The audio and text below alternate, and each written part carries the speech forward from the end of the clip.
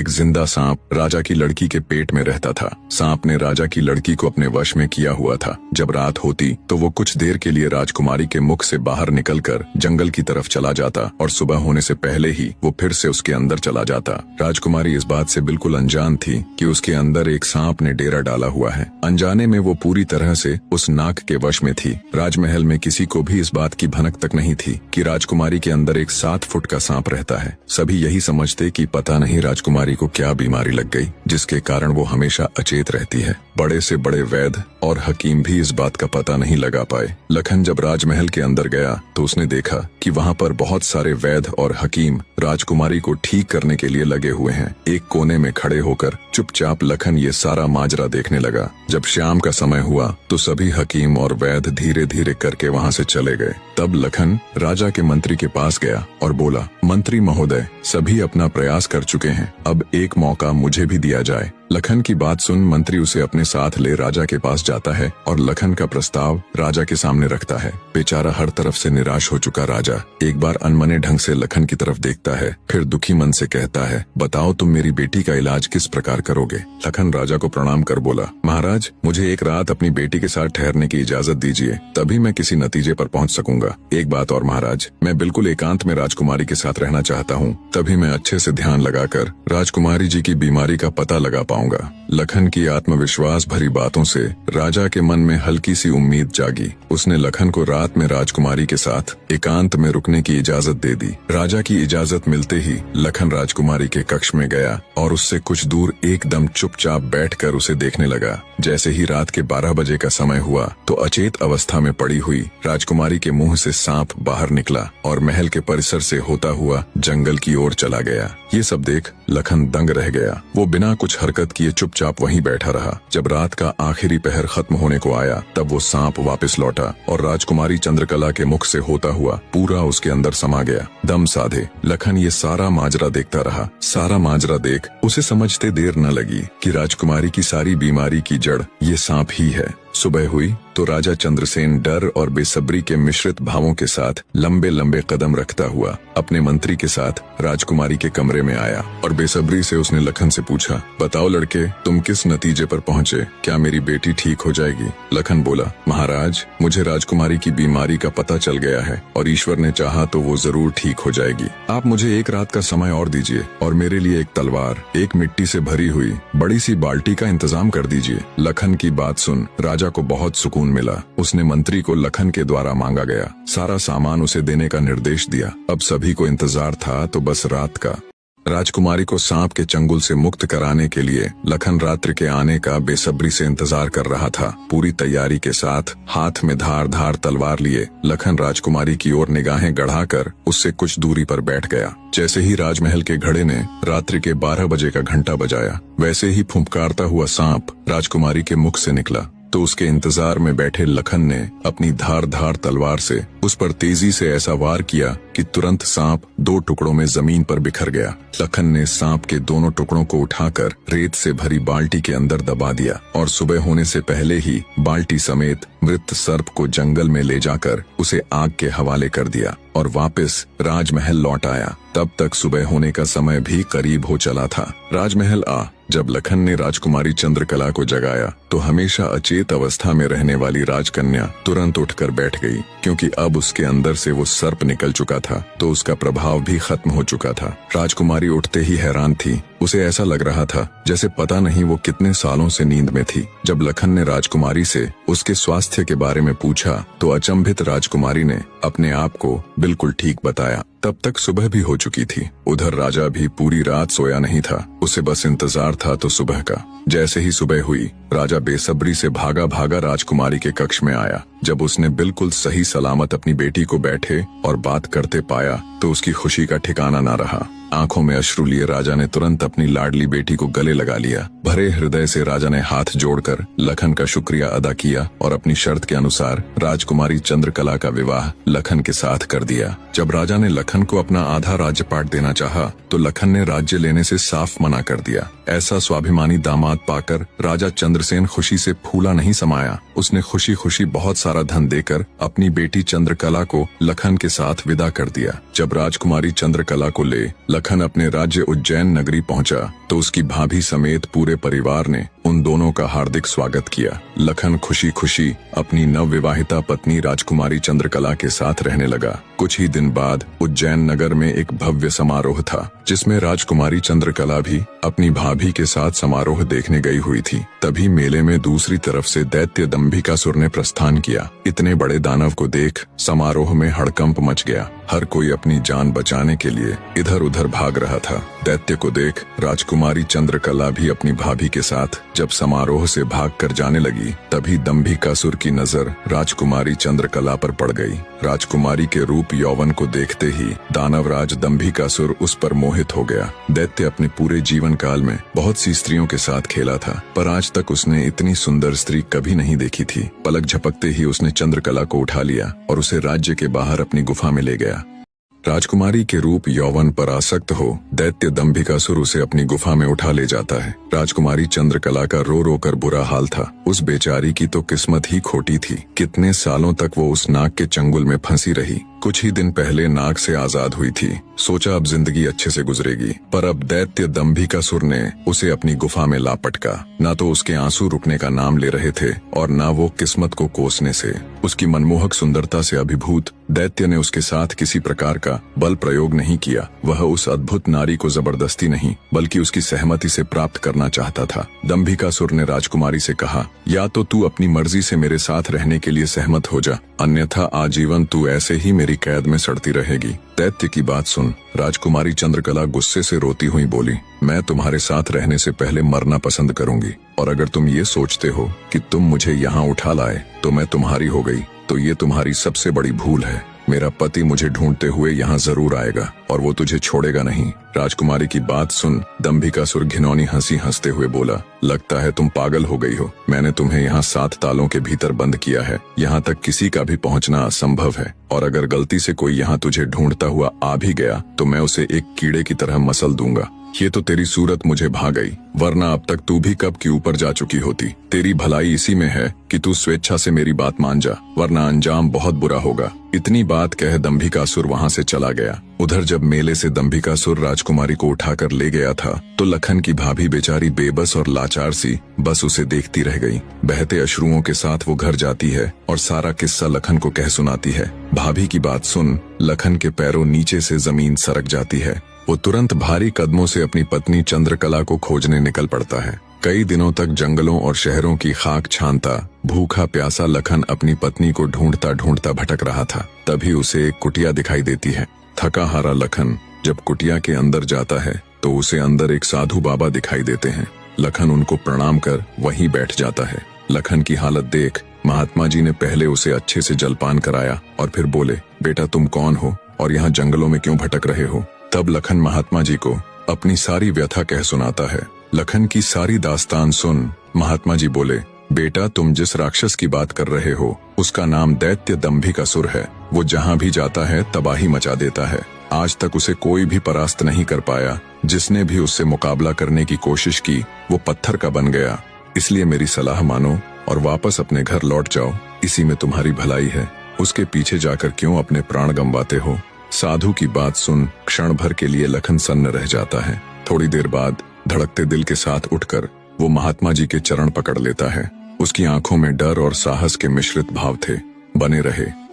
अपनी पत्नी को याद कर लखन ने आंखों में आंसू भरकर कहा, नहीं महाराज, मैं ऐसा कदापि नहीं कर सकता। मेरी पत्नी उस दैत्य के चंगुल में है और उसे छुड़ाने के लिए मैं कुछ भी कर सकता हूँ। हे साधु बाबा, अब आप ही मेरी आखिरी उम्मीद हैं। घर तो मैं नहीं जाऊंगा, चाहे मेरे प्राण ही क्यों न चले जाएं। लखन की बात सुन साधु महाराज ने गहरी सांस ली और कुछ पल सोचने के बाद कहा, देख लो बेटा, मैं एक बार फिर कह रहा हूँ, उस दैत्य के सामने तुम्हारे बचने की संभावना बहुत कम है। लखन बोला, महाराज मुझे मेरे प्राणों की जरा सी भी फिक्र नहीं है। आप तो बस मुझे उस तक पहुँचने का मार्ग बताए कृपया। लखन के दृढ़ निश्चय को देख महात्मा जी ने फैसला किया कि वे उसकी मदद करेंगे। गहरी सांस लेते हुए वे बोले, तो सुनो बेटा, दैत्य दंभिकासुर कोई साधारण राक्षस नहीं है। उसने सालों तपस्या करके देवताओं को प्रसन्न कर उनसे वरदान प्राप्त किया है कि जो कोई भी प्राणी उस पर हमला करेगा तो वह तुरंत पत्थर का बन जाएगा। उसे पराजित करने का सिर्फ एक ही उपाय है, वो है उसकी 7 गुत्थियों को हल करना, यानी उसके 7 प्रश्नों के सही जवाब देना। अगर तुम्हारे एक भी जवाब से वो संतुष्ट नहीं हुआ, अर्थात तुमने गलत जवाब दिया, तो भी तुम तुरंत पत्थर के बन जाओगे। उसके हर एक सवाल के हर सही जवाब के साथ उसकी शक्ति कम होती चली जाएगी और उसके सभी 7 प्रश्नों का ठीक ठीक जवाब देने पर अंततः वो शक्तिहीन हो जाएगा। फिर तुम उसके ऊपर आक्रमण कर उसे पराजित कर सकते हो। पर बेटा,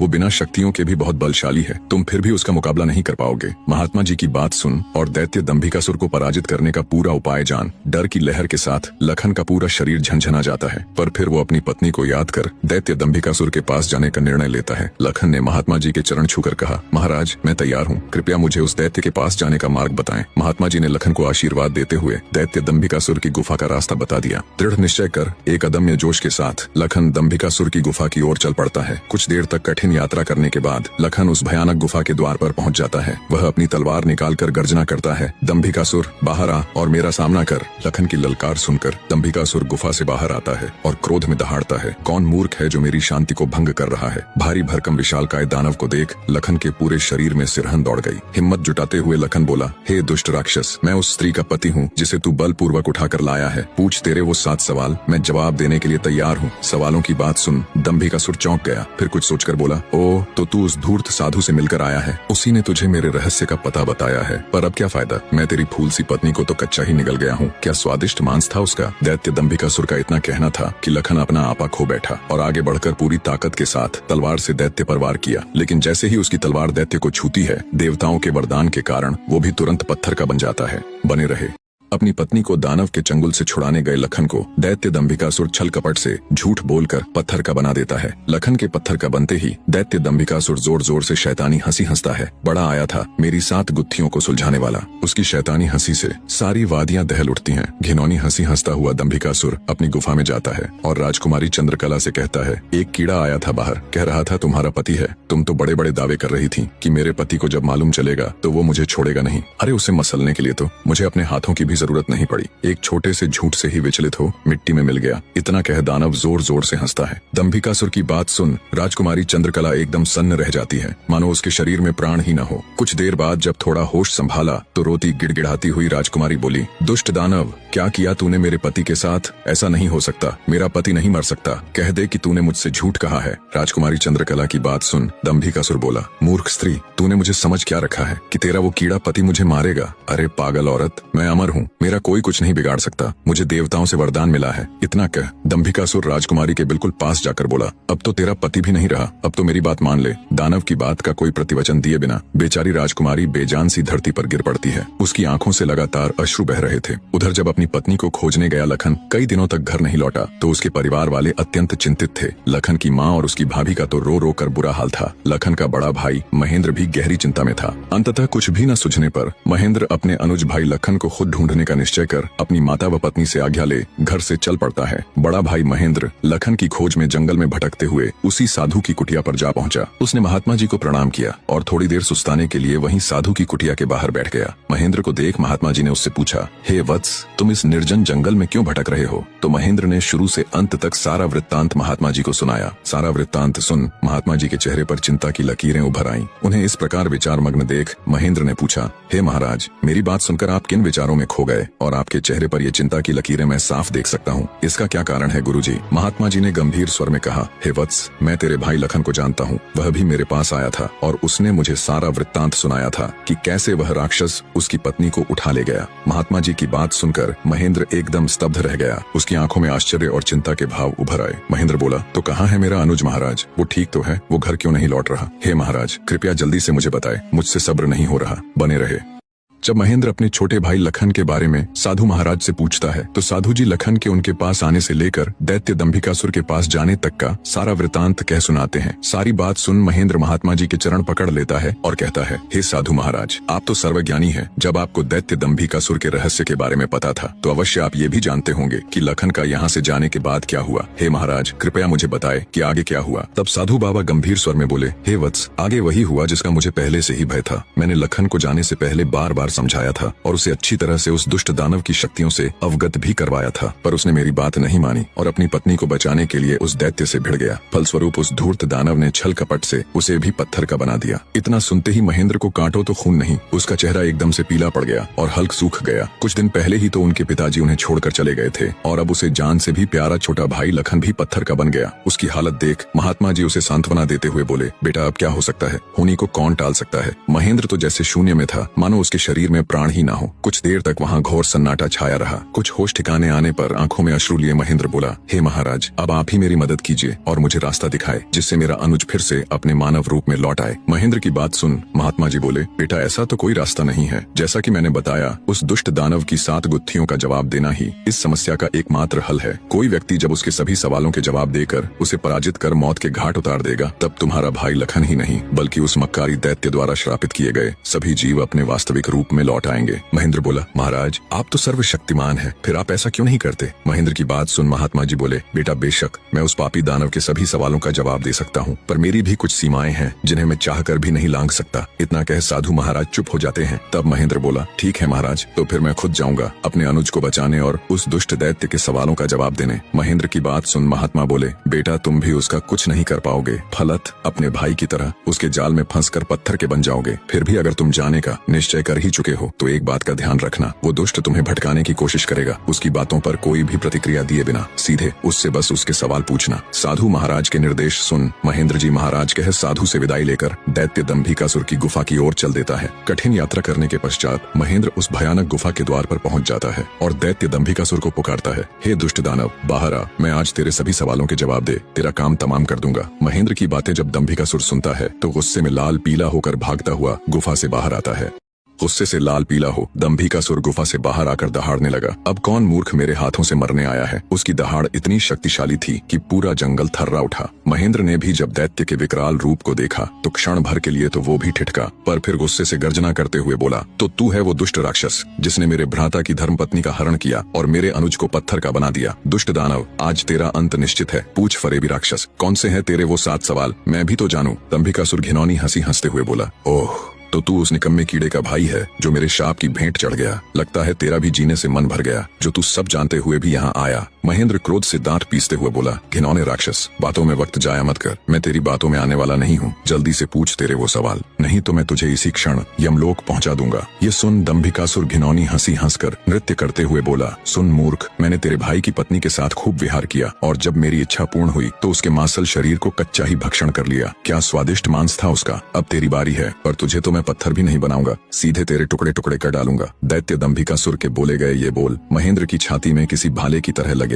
अपने भ्राता की पत्नी के बारे में कहे गए शब्दों से उसके तन बदन में आग लग गई। सब कुछ अच्छे से जानते हुए भी महेंद्र अपने ऊपर काबू नहीं रख सका और दैत्य दंभिकासुर को मारने के लिए तेजी से उसकी तरफ लपका। जैसे ही उसने दैत्य के ऊपर अपनी पूरी ताकत लगा तलवार से वार किया, वैसे ही अपने भाई की तरह पल भर में वो भी पत्थर का बन गया। उसके पत्थर का बनते ही दंभिकासुर हंसते हुए बोला, तुम दोनों भाइयों की किस्मत में यही था कि तुम दोनों युगों युगों तक मेरी गुफा के प्रहरी बनकर रह जाओगे। इतना बुदबुदाकर दंभिकासुर अपनी गुफा में जाता है और राजकुमारी चंद्रकला को भी ये सब बता देता है और कहता है, तेरे दोनों रक्षक तो मेरे सामने ढेर हो गए, अब तू किसकी आस लगाए बैठी है। मूर्ख स्त्री। राजकुमारी चंद्रकला के रो रोकर आंसू सूख चुके थे, अब बचा था तो केवल क्रोध और ज्वाला। जलती हुई आंखों के साथ गुस्से में दहाड़ती हुई राजकुमारी बोली, दुष्ट राक्षस, तू क्यों इतना खुश हो रहा है? मुझे तेरा अंत साफ नजर आ रहा है, देख मेरी आंखों में। राजकुमारी चंद्रकला के तेवर देख और उसकी बात सुन दंभिकासुर विचलित सा हो जाता है और बिना कुछ कहे ही वहाँ से चला जाता है। उधर लखन महेंद्र के घर में तो लखन के न आने से पहले ही मातम पसरा हुआ था। ऊपर से अब महेंद्र भी वापस नहीं लौटा तो उसकी पत्नी और माँ का बुरा हाल था। अंततः महेंद्र की पत्नी अपनी सासू माँ से कहती है, माँ जी, आखिर कब तक हम ऐसे ही रोते बिलखते उनका इंतजार करते रहेंगे? बहू की बात सुन बुढ़िया माँ बोल पड़ी, तो और बेटी हम कर भी क्या सकते हैं इसके सिवाय? महेंद्र की पत्नी बोली, हम अपने राजा के पास जाकर उनको ये सब बताएंगे, वो अवश्य हमारी मदद करेंगे। बहू की बात बूढ़ी माँ को उचित लगी। दोनों तुरंत राजा विक्रमादित्य के पास चल पड़ती हैं। दुखियारी बूढ़ी माँ अपनी बहू को साथ ले राजा विक्रमादित्य के महल की तरफ चल पड़ती है। जब वे दोनों राजमहल के द्वार पर पहुँचे तो पहरेदार उन्हें रोक लेते हैं। तब बुढ़िया माई बोली, बेटा, हम बहुत दुखियारे हैं और बड़ी आस लगाकर महाराज के पास आए हैं। हमारा उनसे मिलना बहुत जरूरी है। उन्हें कुछ देर वहाँ रुकने के लिए कहकर उनमें से एक सिपाही राजमहल के अंदर महाराज विक्रमादित्य के पास जाता है और उन्हें बताता है। राजा विक्रमादित्य बोले, उन्हें तुरंत सम्मान सहित यहाँ ले आओ। जब बुढ़िया और उसकी बहू दरबार में आए तो राजा विक्रमादित्य ने पूछा, कहो माई, क्या तकलीफ है तुम्हें? तब बुढ़िया आंखों में अश्रु लिए अपने साथ बीती सारी घटना महाराज विक्रमादित्य को कह सुनाती है और कहती है, महाराज, अब आप ही हमारी आखिरी उम्मीद हो, हमारी मदद कीजिए राजन। राजा विक्रमादित्य अपने राज्य में घटी इस दुखद घटना से बिल्कुल अनजान थे। बुढ़िया माँ के द्वारा जब उन्हें पता लगता है तो वो थोड़े चिंतित हो जाते हैं और कहते हैं, आप बिल्कुल भी चिंता मत कीजिए माई, आपके बेटे जहाँ कहीं भी होंगे मैं उन्हें खोजकर आप तक सही सलामत लाने की पूरी कोशिश करूंगा। राजा विक्रमादित्य का आश्वासन मिलने पर बुढ़िया माँ और उसकी बहू को कुछ राहत मिलती है। राजा विक्रमादित्य बोले, माई आप अपने घर लौट जाएं, भगवान ने चाहा तो जल्दी ही आपके दोनों बेटे आकर आपसे मिलेंगे। राजा विक्रमादित्य अगले दिन पूरी तैयारी कर अपने घोड़े पर सवार हो निकल पड़ते हैं दैत्य दंभिकासुर के ठिकाने की खोज में। चलते चलते वे भी उस साधु महाराज की कुटिया के पास पहुंच जाते हैं। सोचा कुछ देर सुस्ता लिया जाए। घोड़े से उतरकर जब राजा विक्रमादित्य कुटिया के अंदर जाते हैं तो उन्हें देखते ही महात्मा जी प्रसन्न हो जाते हैं और कहते हैं, आओ विक्रमादित्य, बहुत समय से तुम्हारा ही इंतजार था। साधु महाराज की बात सुन विक्रमादित्य चौंक जाते हैं। असमंजस में वे साधु बाबा के पास गए और उनके चरण छूकर उन्हें प्रणाम करते हुए बोले, हे साधु महाराज, अभी आपने कहा कि आपको मेरा ही इंतजार था, मैं उस बात को समझ नहीं पाया, कृपया मुझे और बताए। तब महात्मा जी ने राजा विक्रमादित्य को शुरू से लेकर अब तक का सारा वृतांत कह सुनाया और बोले, बेटा विक्रमादित्य, मैं एक लंबे अरसे से तुम्हारी ही प्रतीक्षा कर रहा था, क्योंकि तुम ही हो जो उस दुष्ट के सभी प्रश्नों के उत्तर देने के साथ साथ उसे मल युद्ध में भी हराने की क्षमता रखते हो। बेटा उस दुष्ट दानव के कारण पता नहीं कितने ही घरों को ताला लग गया। हे वीर श्रेष्ठ, तुम्हारी बुद्धि उसके कपटी प्रश्नों का उत्तर देगी और तुम्हारी वीरता उसके अहंकार को चूर चूर करेगी। तुम्हारे ही हाथों से उसका अंत लिखा है। हे वीर सम्राट, अब तुम बिना देरी किए उस दुष्ट के पास जाओ और अंत कर दो उस नीच दानव का। महात्मा जी के वचन सुनकर राजा विक्रमादित्य के नेत्रों में क्रोधाग्नि प्रज्वलित हो उठी। महात्मा जी से आशीर्वाद ले उनके बताए मार्ग से वे उस धूर्त दानव की गुफा की ओर तेजी से चल दिए। हवा से बातें करते हुए अपने घोड़े की बदौलत राजा विक्रमादित्य कुछ ही देर में दैत्य दंभिकासुर की गुफा के सामने जा पहुंचे।